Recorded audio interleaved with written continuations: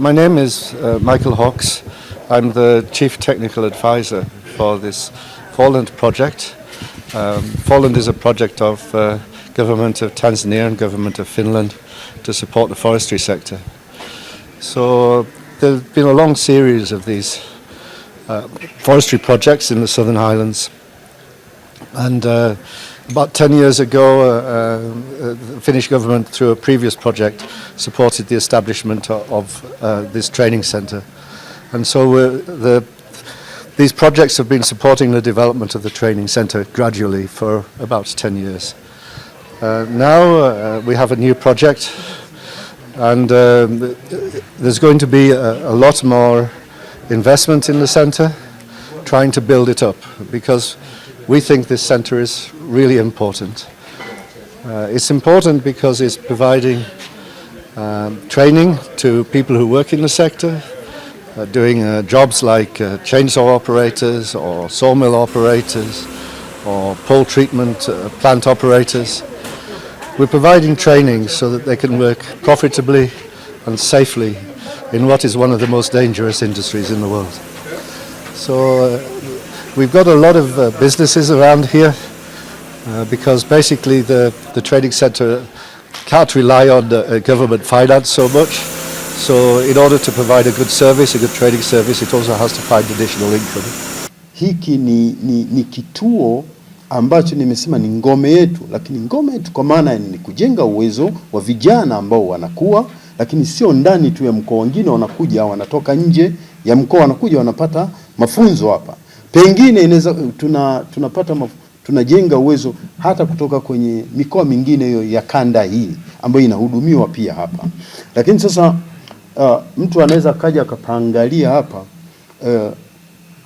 hapa zinatolewa mbegu, naweza kusema, kwa maana mtu anavyopewa knowledge, yule ni mbegu anaenda kutumika baadaye. Tunasaidia ni kisehemu ambayo ina transfer knowledge kwenda kwenye maeneo mengine.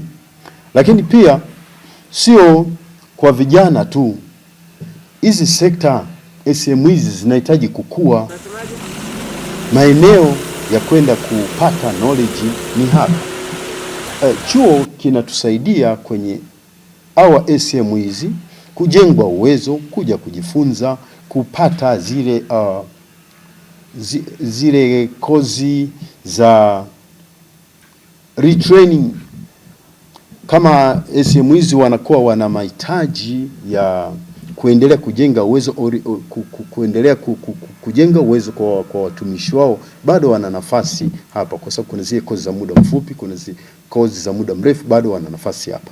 Lakini pia chuo hiki ni ngome yetu kwa ajili ya ushauri kwa wakulima kwenye vyama hivi vya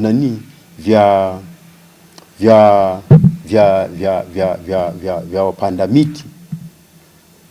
Tunategemea sehemu chuo hiki ndio kinatusaidia kwenye hayo maeneo yote. Sasa ukiangalia kwenye ule mnyororo wa thamani, chuo hiki kinatusaidia. Ukiangalia kuanzia kwenye uandaaji wa mbegu, kwenye utoaji wa ushauri kwa wakulima, ukienda mpaka kwenye mnyororo wa thamani, mpaka kwenye SMEs. Kwa hiyo maeneo yote ndio maana nimesema ni ngome, kwa maana tunapata eneo la kujenga uwezo wa wataalamu wetu.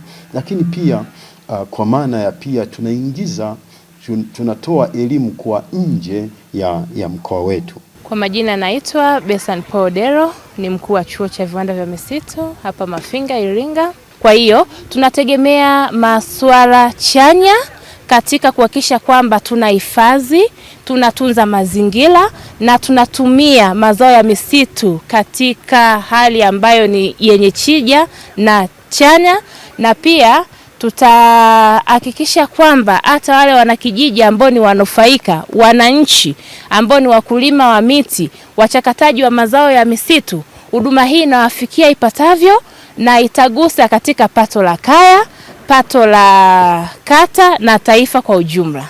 Asanteni sana. Kwa majina naitwa Yusufu Balbonyeo. Chuo chetu kina mafunzo bora na imara.